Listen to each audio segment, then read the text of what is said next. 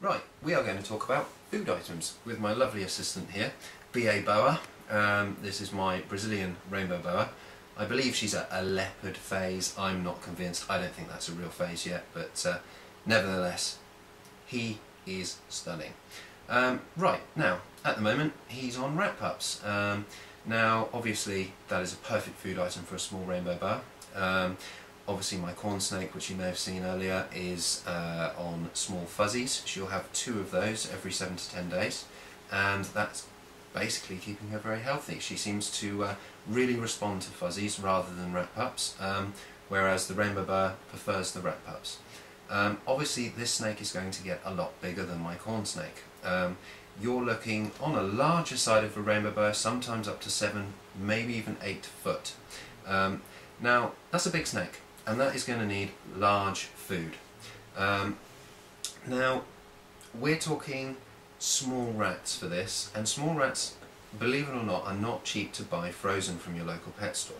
So when buying a larger snake, rainbow boas, retics, normal boas, anacondas, you've got a lot of large snakes that are going to need very large food items, and they're going to need somewhere to be stored. So not only you've got to think of the expense for your large prey item for your snake, which can be a lot of money.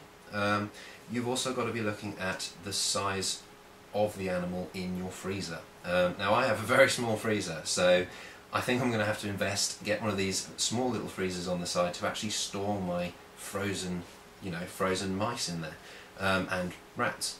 Now you've got to think, an adult 12-foot reticulated python, which can get to that size very quickly from buying it as a cute little snake at the reptile shop, will possibly be needing rabbits. Now you are going to have to go to your reptile shop every sort of 2 weeks to buy your rabbit, or you're going to need to store them. Not a lot of people sort of think about the storage of their frozen food and the size of a rabbit. I've seen some people with extremely large pythons who feed them small pigs, and they have separate freezers out in their sheds to keep all of that in. Now, obviously, this little rainbow boa, she eats rat pups. I can keep them in the bottom drawer in a bag and keep them away from the missus. No one likes seeing frozen rats and rodents. Obviously, thaw them out, place them into what I do is one of these handy little Ziploc bags from the supermarket. Pop the frozen item in there, boil up a kettle of water, half fill the cup with a mug I use. I've got my snake defrosting mug. Half fill it with boiling water, top it up with a little bit of cold, as if you're having a cup of tea with milk in, get it to that sort of temperature, because you don't want to scorch the frozen item.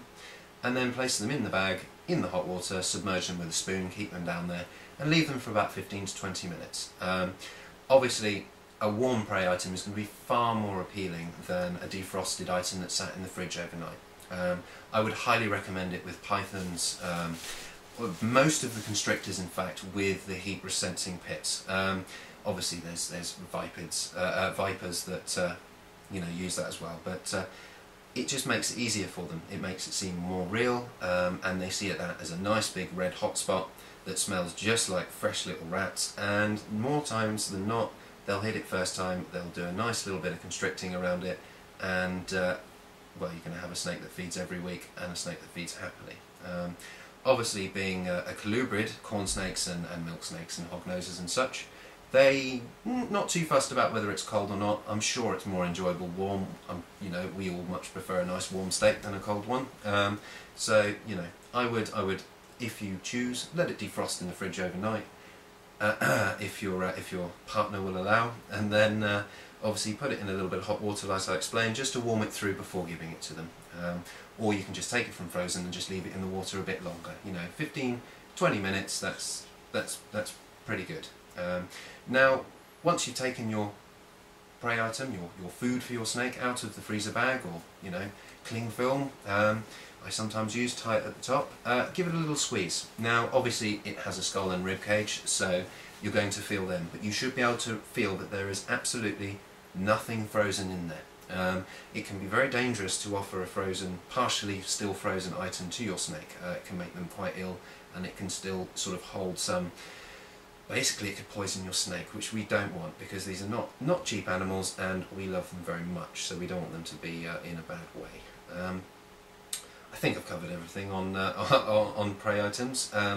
Bear in mind that they get quite large, so make sure that you've got the freezer space. Make sure that it's fully thawed. If you're sort of a little worried about doing the hot water in a cup technique, leave it in the fridge overnight, let it thaw like you would a joint of meat or, you know, a packet of bacon. And then obviously rewarm it in the hot water technique. You won't need to leave it in there for 10-15 minutes. I dunk it in for 5, let it warm through, and then feed your snake in its feeding tub. Now I say feeding tub because I think that's a very important thing about feeding snakes. You've got to imagine you're leaning your hand into your vivarium and you're grabbing your snake. Now if you're leaning in with a food item on the end of tongs, or sometimes even people do with their hands, the snake is going to see your hand coming in as a prey item. Now my snake doesn't see me as a prey item. She knows that she comes out, she then goes into her small feeding tub. At the moment it will get bigger as she gets bigger. It's just a little tub that I bought from a local supermarket, put a couple of holes in the top with some grills for vents. And she goes inside there and she gets fed. Now she knows that when she's in there it's feeding time. Now that means every time I lean in to get my snake, there's no sort of second guessing of, oh, has he got a mouse in his hand? I believe that it's very important, unless you have very large snakes which, you know, get fed in their rubs, that you train your snake to be fed in a tub outside. It's sort of a routine that your snake will appreciate. You'll appreciate it because you'll get bitten less. And obviously I don't think it's very wise to have sort of mouse, and sometimes they do pop when they're being constricted, all over your substrate in your tank. The snake then possibly takes down aspirin or your substrate of choice, and it can cause a real problem in their bowels. A small amount is okay, but I've seen some snakes pass huge amounts of substrate, which isn't very safe.